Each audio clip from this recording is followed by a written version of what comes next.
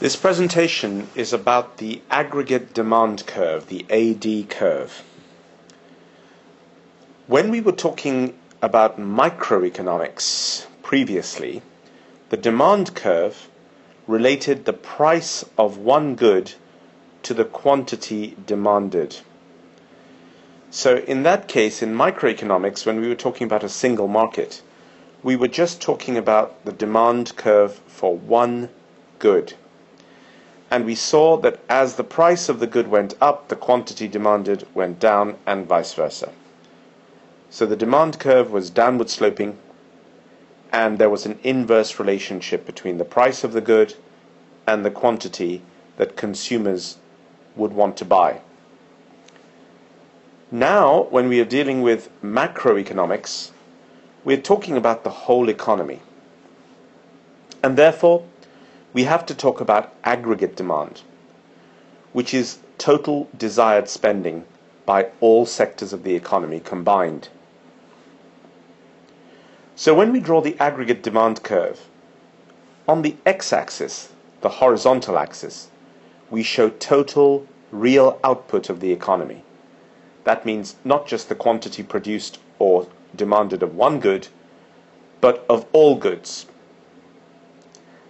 And we show this at equilibrium, in other words, when the economy is at equilibrium. And on the y-axis of the aggregate demand curve, we show the general price level. So not the price of that particular good, as we did in microeconomics, but the general price level in the whole economy. So this is what the aggregate demand curve looks like. On the y-axis, we have general price level, and on the x-axis, we have real output at equilibrium. So what does this tell us? This aggregate demand curve is downward sloping. There is an inverse relationship between the general price level and the real output. This means that when the general price level rises, the economy settles down at an output level which is lower than before. So when the price of things, of goods in the economy rises, the equilibrium point of the economy settles down at a lower level. So let's analyze how this happens. We go back to our model of the economy as a bag containing water, which has a hole at one end and a tap at the other. So water is coming in at one end of the bag, and it is leaking out at the other end. The tap represents the injections, and the speed with which water comes in is the rate of injection. The hole represents a way for the water to leak out, and the speed with which the water leaks out is called the rate of leakage. When the rate of injection is equal to the rate of leakage, the economy is at an equilibrium. The economy is at an equilibrium.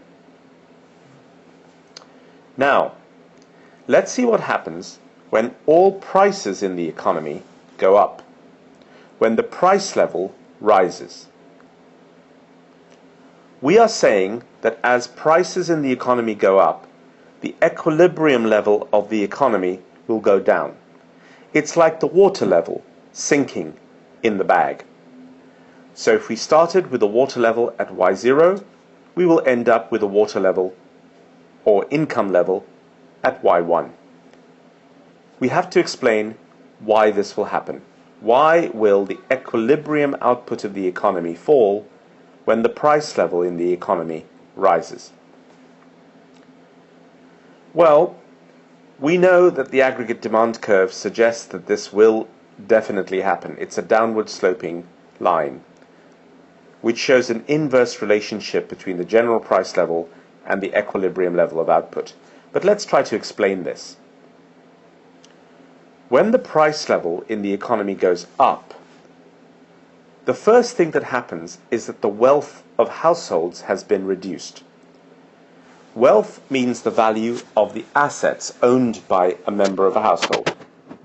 If a member of a household has savings of, say, £1 million, and prices double, the wealth of that person has fallen by 50%. Now, to understand this, we have to understand that wealth is measured by purchasing power. So if someone has £1 million in their bank account, that represents a certain amount of goods that they are able to buy.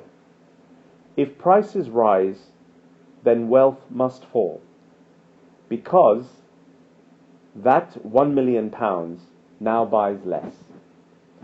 So if prices rise, shall we say if they double, wealth falls by 50%. So we have to multiply the wealth by half. Now, we understand that the wealth of households falls as the price level increases. But what is the reaction of households?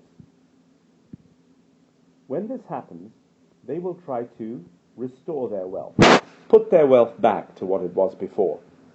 And they will do this by saving more and spending less from their income. If all households do this, aggregate demand will fall in the economy. And that is because consumers will consume less, and as they consume less, firms will invest less. This will lead to falling output in the economy, which is the same as falling income, because output and income are exactly the same. As income goes down in the economy, so will the rate of leakage, until we have a new equilibrium in the economy at a lower level of output. So let's analyze this using our model. We are saying that as the price levels increase in the economy, as things become more expensive, as goods become more expensive, consumers will spend less and save more. As they spend less, firms will invest less. And investment is an injection into the economy.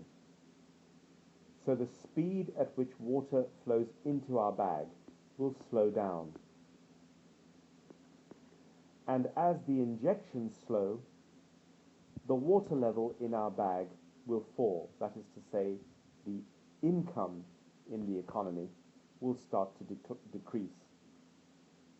And as income falls, so will the speed at which water leaks out of the bag. Eventually, the lower income and lower injections will be balanced by lower leakages, and we will reach a new level of equilibrium.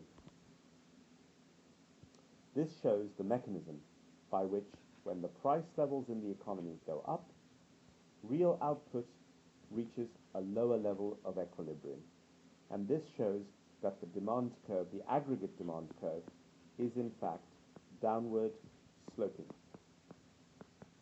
So to really recap what we have said, we believe that when the price level in the economy rises, and things become more expensive, the wealth of households falls. The reaction of households is to reduce their consumption and increase their savings. As consumption decreases, firms invest less, and so the rate of injection into the economy drops. As the level of injections into the economy slow down, as the rate of injection slows down, so we have a falling level of income. And as income slows down or falls, we have a slower level of leakage. Therefore, the slower injection is matched by a slower leakage, and eventually the economy reaches a new lower level of equilibrium. So it goes from Y0 to y1 and stabilizes at this new lower level of equilibrium. And this is what happens in the economy when the general price level goes up, causing the output in the economy to reach a new lower level, like this. So we have proved that the aggregate demand curve, or we have shown why the aggregate demand curve is downward sloping.